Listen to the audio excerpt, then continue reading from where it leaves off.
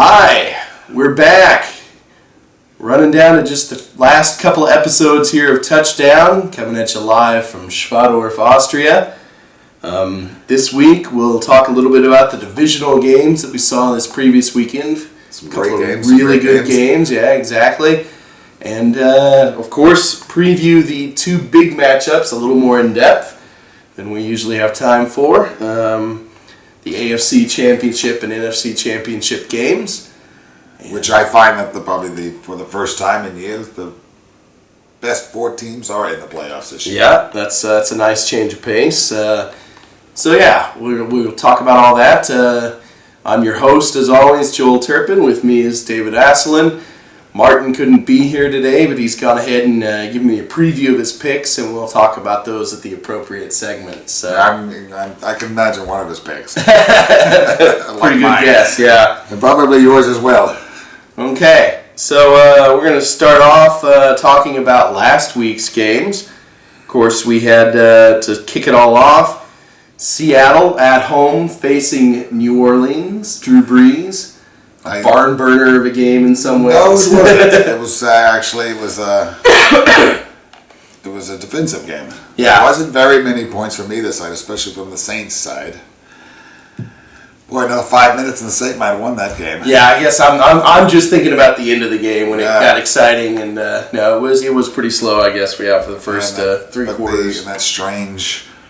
Was that? No, that wasn't the lateral pass. No, yeah, it was. Yeah, that's the game. Yeah, it's strange. I don't know if they played Canadian rules football there or Austrian rules football. I don't know what that was, but another 5 minutes, the Saints might have won that game. Yeah, they might have. They did.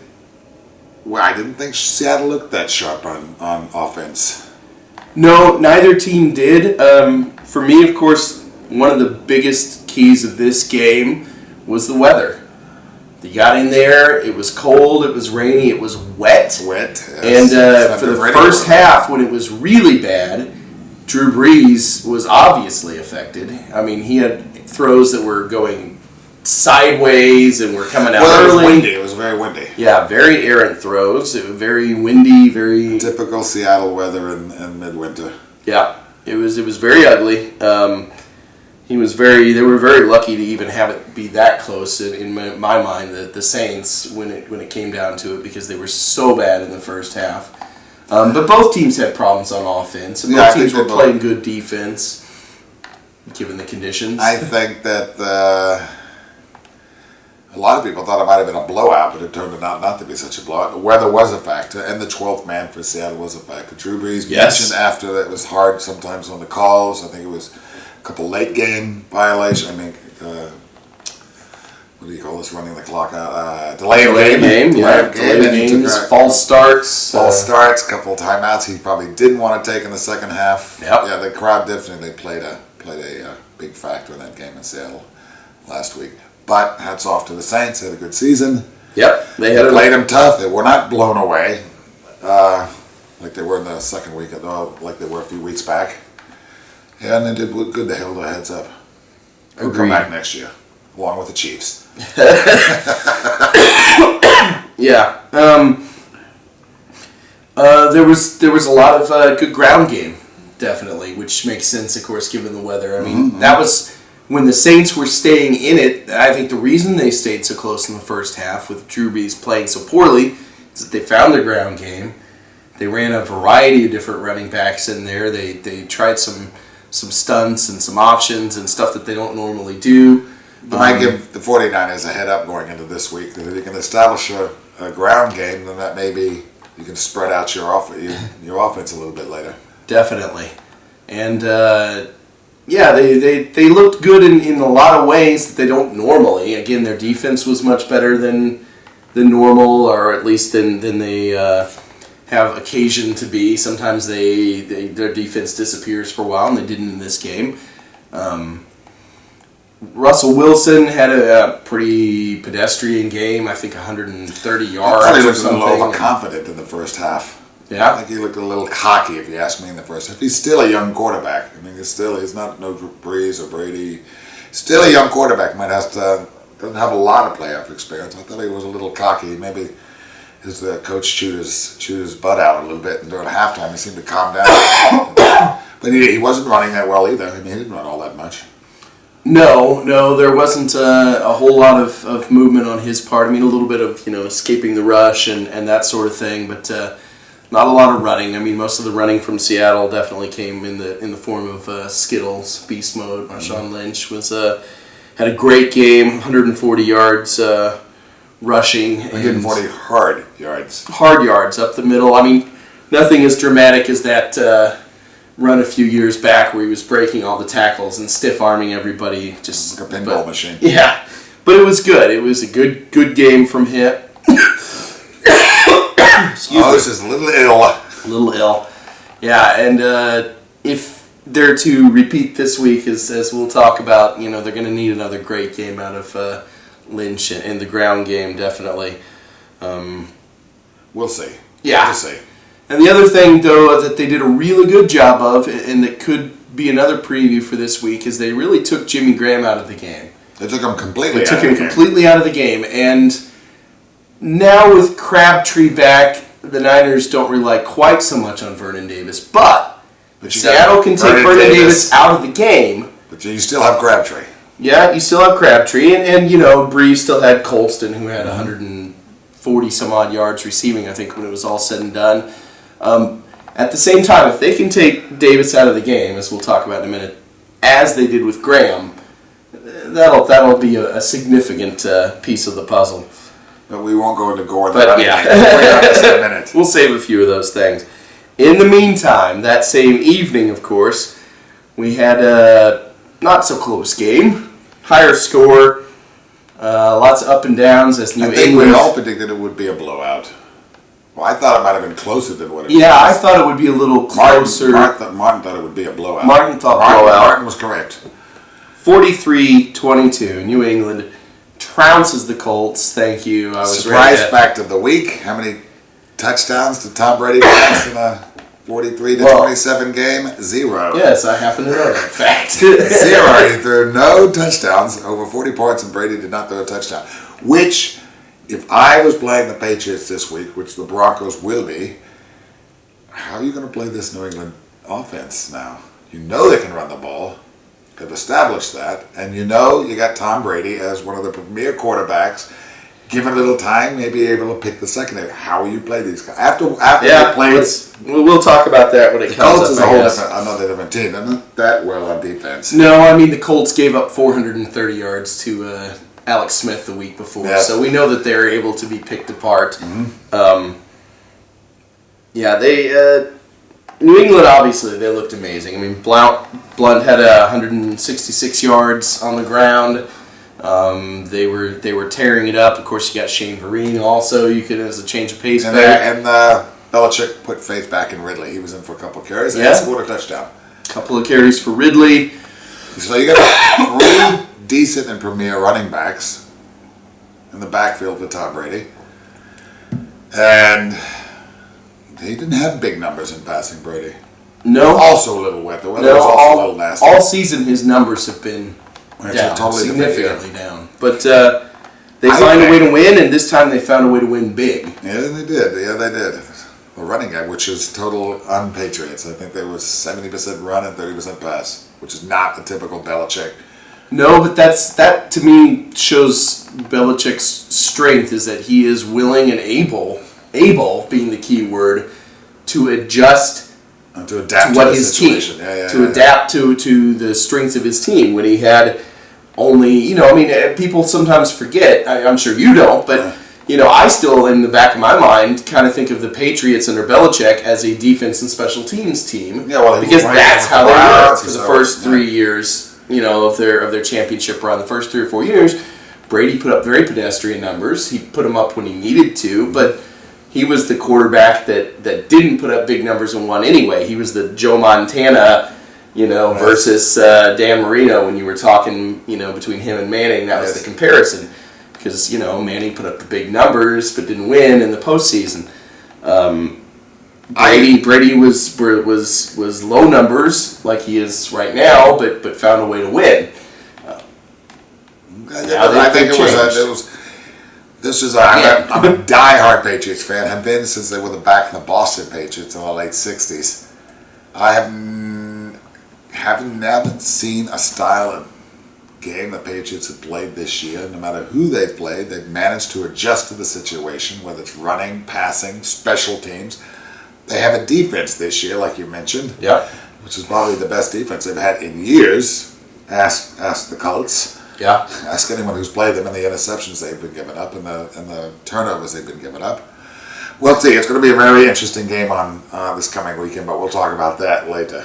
Well, I'm going to throw out this. As much as I love Andy Reid and the job that he did with Kansas City this year, and as impressed as I was with Chip Kelly in the turnaround in Philadelphia and the Cardinals, there were a lot of good coaches this year. I would actually probably throw my vote to Belichick this year for Coach of the Year because of the injuries, the turnovers, changing the system, adapting to it, and just as a nod to overall excellence for an extended period of time. The guy hasn't won Coach of the Year since I think 2001 or 2, and it's kind of silly. It's similar in all other sports. You give that award to whichever team had the biggest turnaround that year, and that always gets Coach of the Year. But it should also be recognized. It should also be recognized when someone continues a standard of excellence even through adversity, which this season clearly was for the Patriots. Which probably surprised a lot of people at the end of the year. Absolutely. I mean, we were picking Jets, Dolphins. What a difference a month makes. Exactly. Okay, on to Sunday's games. We started off with San Francisco and Carolina, a game that to me seemed a lot closer than it ended up being, at least for a lot of it. Obviously, by the end, it wasn't close. But early on, those two teams seemed very evenly matched. I think Carolina has a lot going for them. I think they're going to be back here next year. Yeah, of course. Well, you get so much turnover in the NFL, you know that, say, 2 or 3 of the teams from this year are going to just disappear. I don't think they're one of them. I think that this may be a turning point for the Panthers, and they may be a team to beat next year. But this year, they weren't quite there. Playoff jitters. I think we all expect San Francisco to win. And we touched on this last week where Kaepernick has been there, done that, Yep. bought the T-shirt where Cam Newton. I always want to say Cam Neely, Boston Bruins, but Cam, this was actually his first real taste of postseason playoffs. It was. And you could see the jitters in the first half. It was like nothing in the first half. No, but he had an okay game. Not a great game. But you cannot be throwing the ball away. You cannot throw interceptions. No, there were problems. There were interceptions in the second half that's kind of sealed the deal. He had when it was said and done, number-wise, a fairly pedestrian game with 250 some odd yards passing.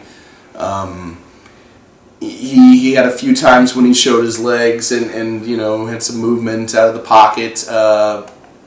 Their ground game was okay.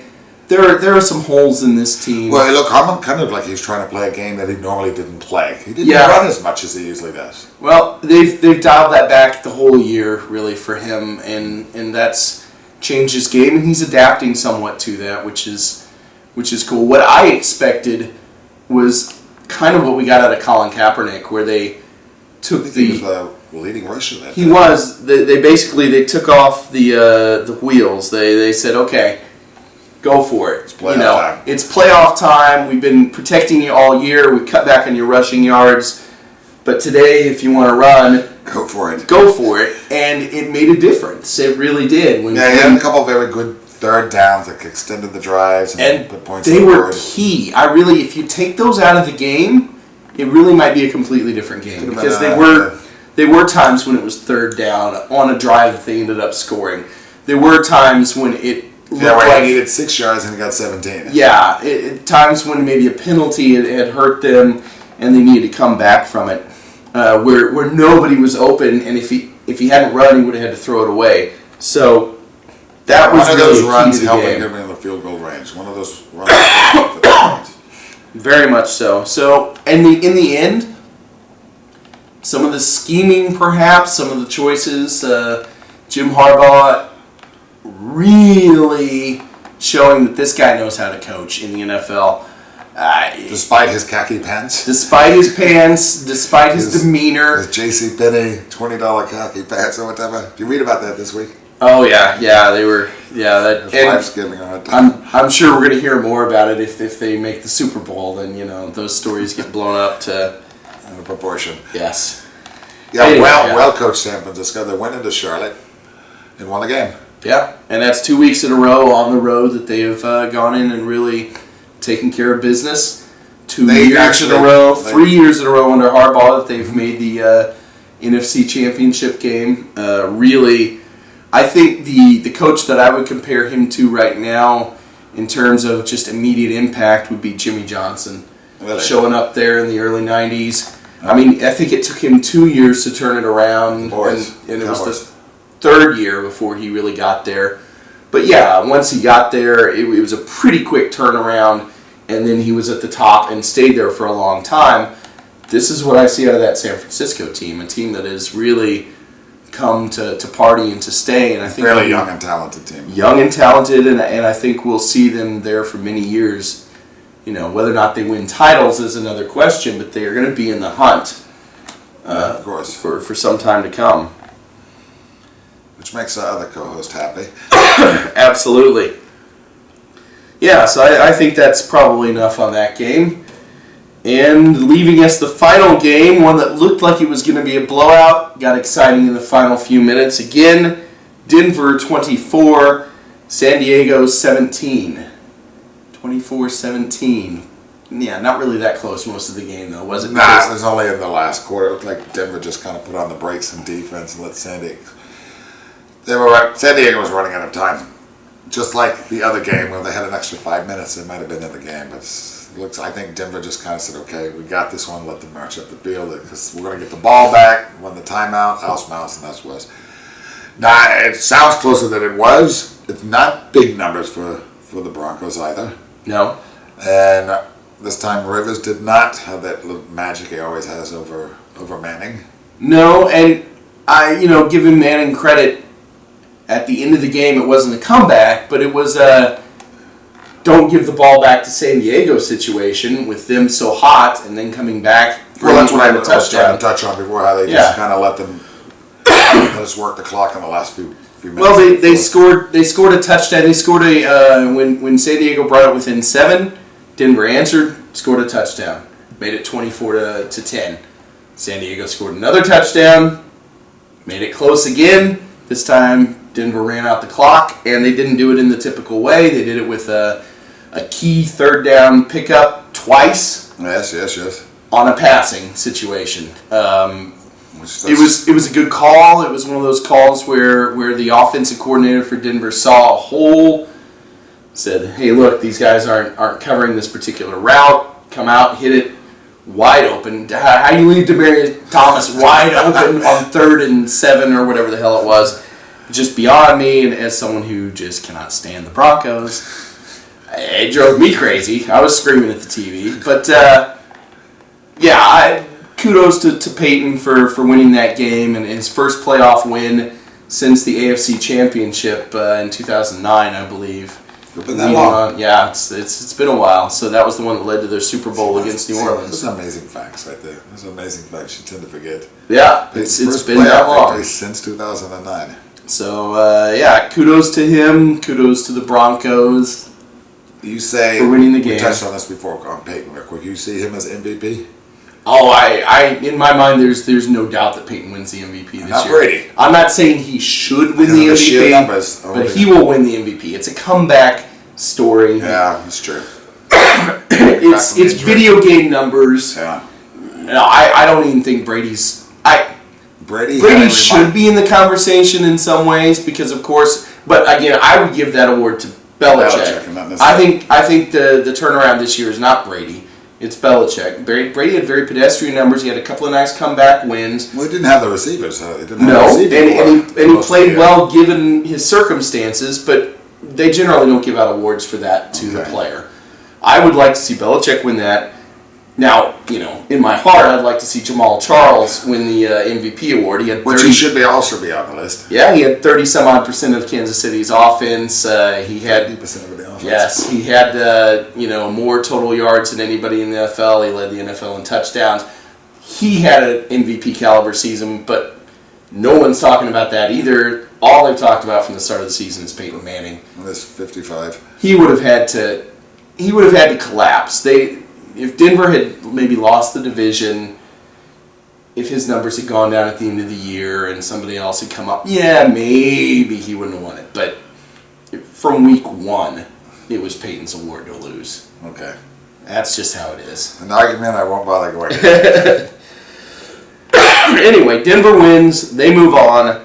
They host. Let's start talking about the Pats. The Pats. We don't need a break this week. We're just rolling. New England at Denver. First game. It seems like a rematch that we've seen a billion times, but of course it's not exactly. Two different teams. It used to be the Colts, usually at the Patriots. Yes. AFC Championship. How many times did they meet in the AFC Championship? 3, 2, I don't know. If they weren't in the AFC Championship, then they were meeting at the start of the following season as a rematch. This was always the big AFC game. Brady's got the edge. I think their actual head was 8 for Brady, 3 for Manning. That's a team effort. Brady not has just owned a it. not a quarterback match. Sure, It's a team effort. Since we're talking about different teams but same quarterbacks, it makes sense to discuss that match. We talked about this before the show a little bit coming in. After watching the Patriots last week play a decent playoff team in the Colts, no defense, but how do you go in this week against a Bill Belichick coach team, and the guy established a 70% running game last week with a Patriots team that's known for the receiving, the Brady and the plays? How do you go about coaching against this team this week? Do you go against the running game? Do you go against the passing? I would not want to be on the other side of the field coaching against Belichick this week. This is a tough call because now we've got three. We've got Blunt, Ridley, and Vereen. Yeah. 3 good established, all had decent 700+ year seasons. And you got a receiving core outside of Gronkowski that's relatively healthy, and the Wells Walker protege. Danny Amendola. Not Amendola, the other one. Edelman, yes. Okay. Had his best year this year. Yeah, Had his best definitely. year Sure. Yeah. And many people are actually comparing him slightly better than Welker at this stage of his career.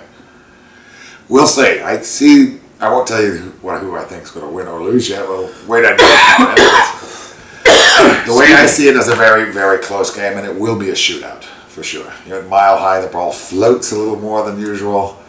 It'll be a shootout for sure. Yeah. It's a very interesting matchup. You've of course you've got the Manning Brady matchup. The Broncos have been one of the better teams in the NFL in recent years. They've been in the playoffs 3 years straight now. They've had a really good record. Of course, 1 year under Tebow, 2 years now under Manning. They've won some games. They've been in some big games.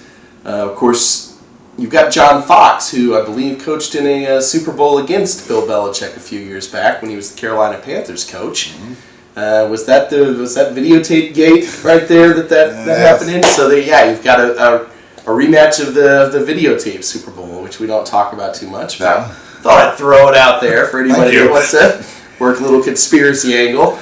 And Welker does know a few of the tricks up Belichick's sleeve. That's a good thing. Although again, Bill does change it up, obviously to match. I see them coming with a totally different game plan this. I see they probably try to establish a run, see what happens, and then see what happens with Brady. But who do you pick in this game? Well, I think it's very close to a toss-up. I think if it was in New England, I would feel a lot better about the Patriots. I would say, again, Manning just always had a really hard time in Foxborough. I don't know if he's ever won there. I don't keep track of these things that closely. Not many people do. They certainly owned him there in the playoffs and in those season-starting games. So I think if it was in Foxborough, I would just without hesitation say New England. They've got it. In Denver, They've put up some big numbers this year. They're never going to be out of it because they can score so quickly. So I think it's going to be a close game. I think it's going to maybe come down to the wire, last team scoring kind of thing. In my heart of hearts, I can't bring myself to ever pick the Broncos unless it's just a ridiculously obvious game. They're playing Jacksonville or something. Yes. So, yeah, I'm going to go with the Patriots. I do think that they will win the game. I do think the difference is going to be Belichick. I think the difference is probably the Patriots secondary, who've had major picks in the last 4 weeks, and the defensive team that's stepped up to the plate, and maybe something on special teams. It's quite possible. And then with one of those Belichick's punts where it bounces off a player again. I don't have a lot of faith in the Broncos defense when it comes down to it. Or their coaching staff, probably. Well, their coaching staff, I think, is okay. They don't knock me out, but Fox is a pretty decent coach. He's been to the Super Bowl. He coached Tim Tebow to a playoff win. Come on, this is not a horrible coach. He's pretty solid, but he's not in Bill's category, and that may be the difference. And again, their secondary is getting old. Their pass rush is okay, but it's certainly not what it was last year. They had some people step in and fill the gaps. My mind is at a blank at the moment, but they're solid in some areas on defense, but they've got gaps, they've got holes, and I think Bill will find a way to exploit those. I think the Patriots end up taking this one. Yeah, I'm totally with you. I think the Patriots win. And a close one, but the Patriots will come out ahead.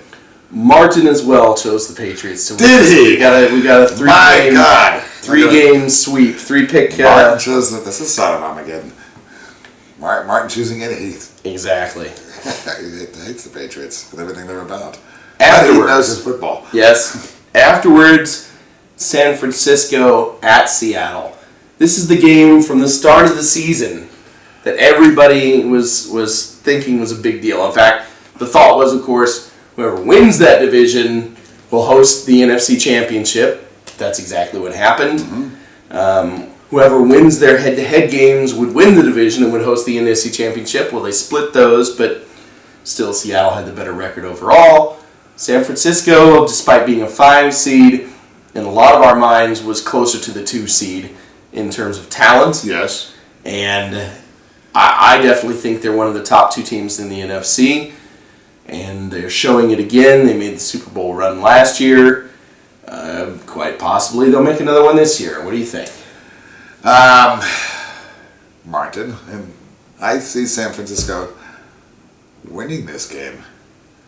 I see with the return of Crab. This is totally different. Crabtree was not there before when they had the blowout before. But Crabtree's back.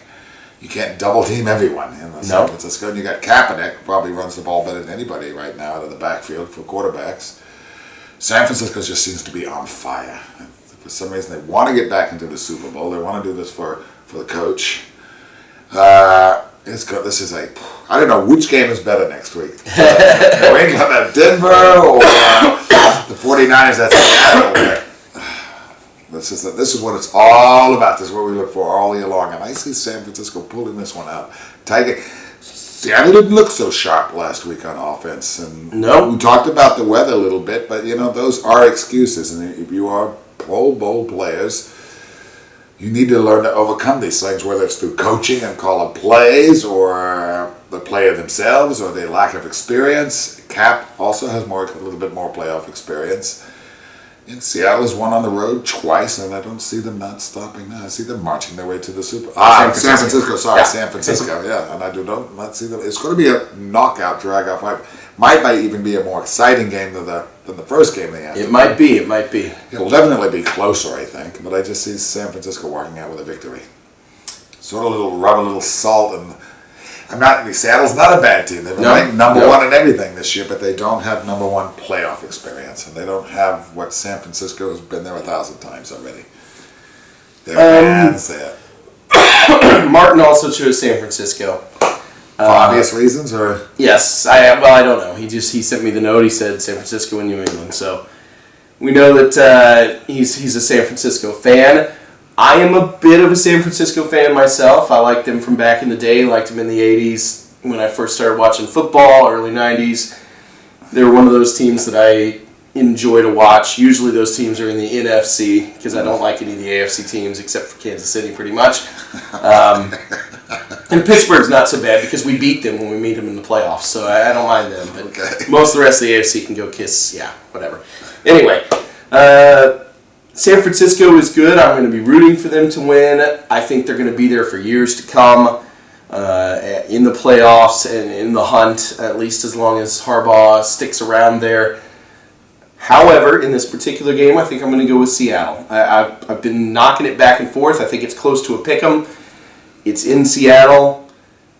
That crowd, that ground game, that defense. Well, the crowd, yes. I think it's going to be close enough that that's going to make a difference. I think that it's going to be a 3-point, 5-point, 1-point kind of game when it all comes down to it. A field goal, making the difference. Yeah, I see the 49ers counting with hurry-up offense and not giving the defense a chance to set up and keeping the crowd out of it maybe a little bit. And I think if the 49ers score early, it could make a difference. They need to. Not going to hush the crowd that much. You're not going to hush the Seattle crowd.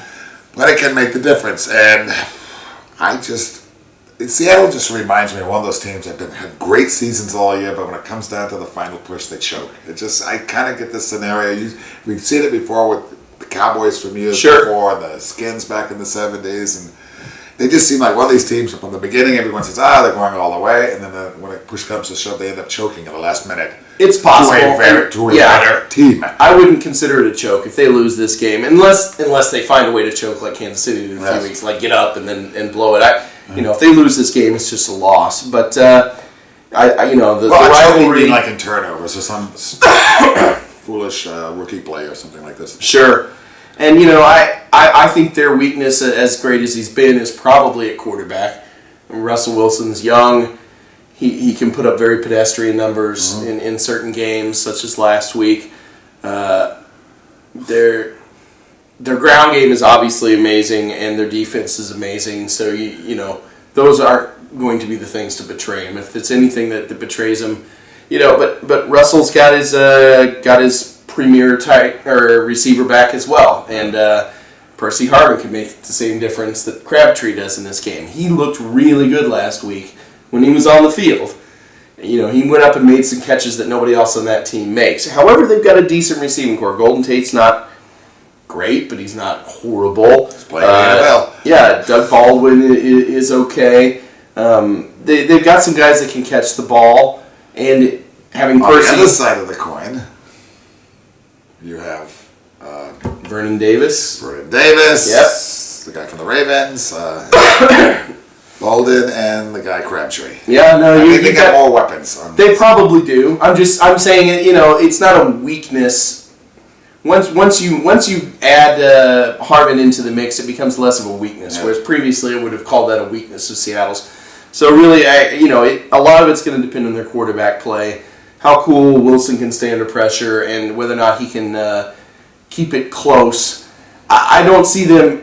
If they're down late, I don't necessarily see them making a comeback win. I think Seattle needs to take control of the game early and hold control of the game. And if they do, I think they can keep the Niners from making a comeback win. I think they can keep it, if they get ahead by 10, win by 3. That sort of thing. That's what I see happening. However, you've got a better offense playing a better defense. However, I will be rooting, I'll be rooting for the Niners. Friends that are Niners fans, friends that are Seattle fans too, of course. I'll be happy for whoever wins and goes through Tommy, what sounds better? 49ers Patriots Super Bowl? It sounds much better, Super Bowl, obviously, it's a more premier Super Bowl if San Francisco gets there, regardless of who they play. If they play the Broncos, if they play the Patriots, either one of those is a marquee matchup. Seattle versus either one of those is a secondary matchup. Sorry, smaller market, smaller Super Bowl history. Would be the same if it was the Chiefs. Let's just be honest. There are certain teams that are premier and others that are secondary, and Seattle's one of those. However, used to be that New England was one of those secondary teams. Yes. You just got to get there and win it 3 or 4 times, and then suddenly you're premier. Okay, so those are our picks for the week. look forward to the weekend and seeing what happens, seeing if we're right. Some great games. This is what it's all about. Some fantastic games this weekend. Come back next week and tell us whether or not we were correct and talk about the Super Bowl. Good. Sounds good. We'll talk to you guys later. Have a nice week. Bye-bye.